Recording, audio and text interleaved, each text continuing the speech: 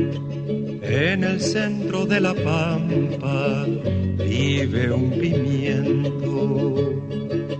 Sol y viento pa' su vida, sol y viento. Sol y viento pa' su vida, sol y viento. Bonjour, je m'appelle Patrick Barnard. Bienvenue à la 116e édition du Piment. Hello, I'm Patrick Barnard. Welcome to the 116th edition of the Pimento Report. On fête aujourd'hui, on fête quoi exactement? Alors, c'est le 2e anniversaire de la coalition Climat Montréal. We're celebrating a birthday, the 2nd anniversary of Montreal's Climate Coalition. Alors maintenant, on va visiter la Maison Durable pour voir la célébration. Ici, les portes de la Maison Durable, 14 janvier, c'était un samedi. La Coalition Climat Montréal est un regroupement de plusieurs organisations civiques qui travaillent depuis 2 ans pour que Montréal atteigne l'objectif d'être carboneutre pour son 400e anniversaire en 2042. Et la coalition est surtout un noyau fort des gens qui luttent ici à Montréal pour l'environnement de la ville. Ici, on présente un petit montage, des interventions qui nous donnent un portrait de l'anniversaire. Idéalement, à la fin de la journée, on aurait souhaité, mais les choses ne vont pas comme on souhaite toujours, on aurait souhaité un timeline en arrière tout plein de vos réussites des dernières 2 années. Nous avons adopté une charte pour la protection des milieux naturels de l'île de Montréal. Et ça a tout à voir avec les changements climatiques parce que, évidemment, ce sont les îlots de fraîcheur. Il faut reconnaître qu'on est dans une situation d'urgence et c'est pour ça qu'on est ici aujourd'hui. Donc, l'année dernière, le concours, comme j'ai dit, s'est rattaché à la consultation publique. On avait comme objectif d'alimenter un discours architectural, de contribuer à des nouvelles discussions et de tisser des liens entre les disciplines de l'aménagement et les autres domaines. Luc Gagnon d'Option Transport Durable, vous êtes ici à cet anniversaire. C'est quoi l'importance de cette coalition, d'après vous? La coalition est très importante parce que son objectif, c'est de rendre Montréal beaucoup plus efficace et de réduire les émissions de gaz à effet de serre dans toute la région de Montréal. Elle a déjà réussi à mobiliser quelque chose comme 50 groupes différents, tous dans le sens de réduire les émissions de gaz à effet de serre dans la région. C'est très bon. Comment vous pouvez-vous participer, par exemple, en consommant mieux et avec différentes actions que vous pourrez porter? Plusieurs quartiers qui sont portés par des citoyens. Je sais que dans la salle aujourd'hui, on a avec nous des personnes des projets de Villeray en transition, de transition Notre-Dame-de-Grâce, Imaginons la Chine-Est, et je suis sûr qu'il y en a d'autres aussi qui sont impliqués dans leur quartier. Les serres sont dues au secteur du transport et des études montréalaises ont été effectuées sur le lien entre les émissions de trafic et la santé. En gros, c'est ça, c'est qu'on veut que Montréal devienne exemplaire avec des actions concrètes, ambitieuses et réalisables pour réduire notre empreinte carbone, notre dépendance aux énergies fossiles et atteindre la neutralité carbone. Un thème principal de l'environnement était une critique fondamentale de ce qu'on appelle à Montréal le REM, le réseau électrique métropolitain.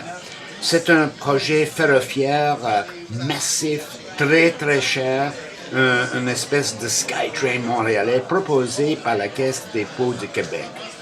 Monsieur Jean-François Lefebvre du groupe de recherche appliquée en macroécologie et Monsieur Luc Gagnon, président d'Option Transport Durable, ont analysé le REM, suivi des commentaires d'une conseillère municipale, Maya Vodanovic, de la Chine.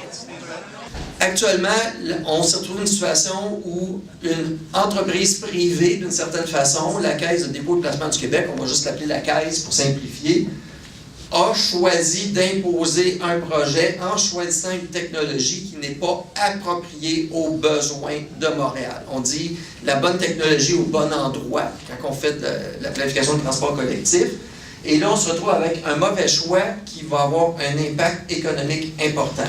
Donc, on se retrouve à avoir peu de stations, des stations peu nombreuses mais aériennes, OK?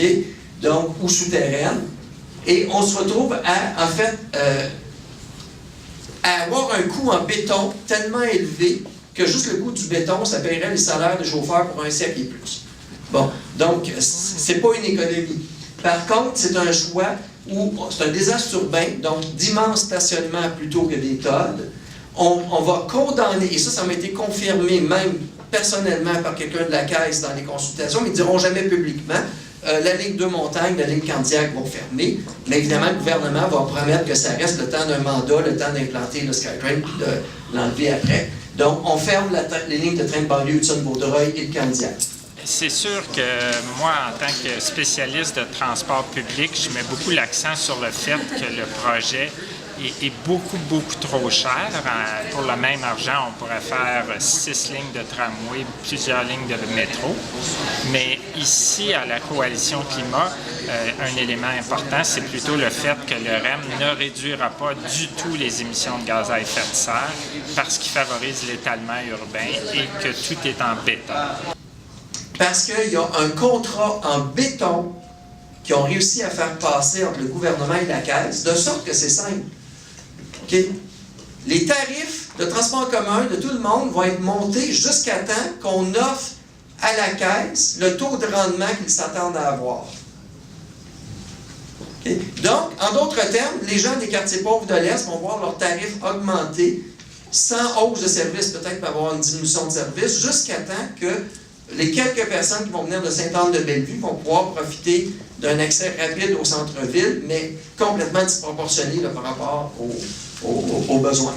Si on compare, par exemple, la technologie du SkyTrain, du REM, avec celle d'un tramway, selon les contextes, on peut parler par passager de coûts de 4 à 8 fois plus élevés pour le REM. Ici, d'après une étude faite par un professeur de Vancouver, et on a adapté aux chiffres pour le SkyTrain de Montréal, le projet de la Caisse, et qu'est-ce qu'on voit comme conclusion? Le coût total par déplacement est une véritable catastrophe. On parle de plus que 20 $ par usager par déplacement. Étant donné ce fait, je dirais même scientifique, comment est-ce qu'on peut expliquer le choix du REM? C'est extraordinaire, c'est quelque chose que beaucoup de gens ne comprennent pas. Bien, je pense que ce qu'il faut voir, c'est un petit groupe de gens qui sont en contact avec certaines élites économiques qui ont conçu un projet qui est tout à fait favorable à ce petit groupe de promoteurs immobiliers ou entreprises qui vont faire beaucoup d'argent. On parle simplement, par exemple, qu'il y a plusieurs centres d'achat dont le nombre de clients va être multiplié et les profits vont être augmentés. Donc, c'est un projet conçu pour permettre à plusieurs entreprises de faire de l'argent, pas du tout en fonction des besoins de transport de la région.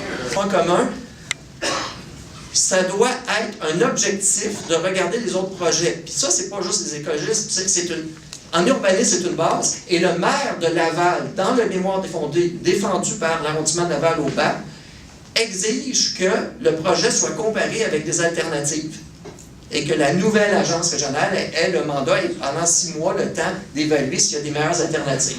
Et ce qu'on peut vous dire, c'est qu'un groupe de spécialistes avec des très bons étudiants, on a réussi, quelques chercheurs universitaires, à monter un projet alternatif. On ne dit pas que c'est pour que notre projet soit celui retenu. Ce qu'on dit, c'est que si un petit groupe de chercheurs sans financement ont bénévolement monté un projet qui est 3 à 4 fois meilleur que le projet de la Caisse, il y a quelqu'un quelque part qui n'a pas fait sa job. Donc, on devrait refaire un projet, incluant d'ailleurs les élus locaux, n'ont pas été consultés, aucun. À la Chine, la préoccupation première pour nous, c'est le réseau électrique métropolitain, parce que ça nous nuit de 3 manières très importantes. De un, le réseau électrique métropolitain, au début, devait passer par chez nous. C'était ce que l'aéroport de Montréal voulait. C'était planifié pour l'échangeur Turco. Il y avait une ligne qui était déjà définie qui disait que ça passerait dans la Turco jusqu'à l'aéroport de Montréal. Ce qui a été complètement...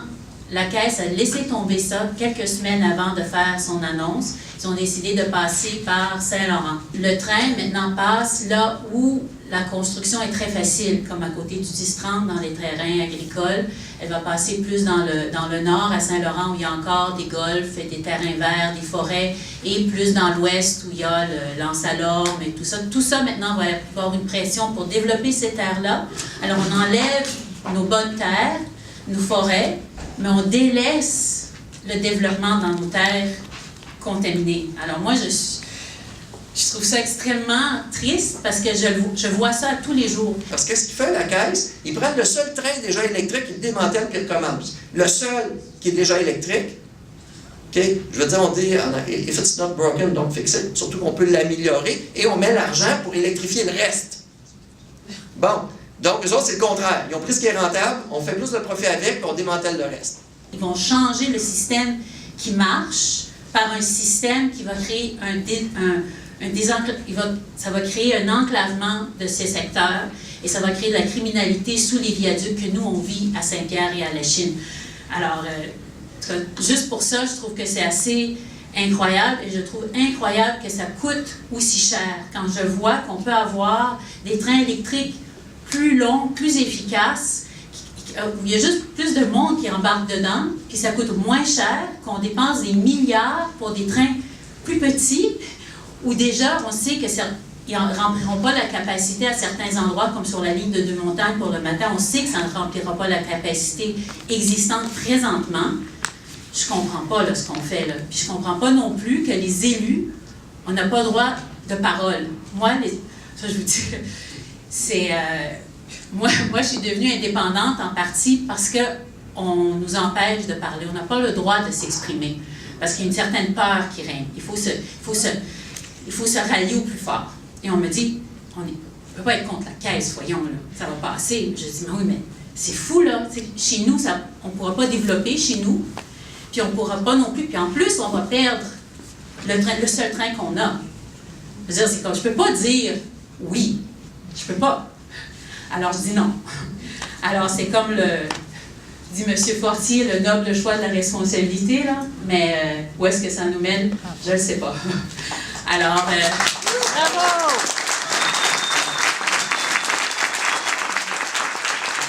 En el centro de la pampa vive un pimiento, sol y viento pa' su vida, sol y viento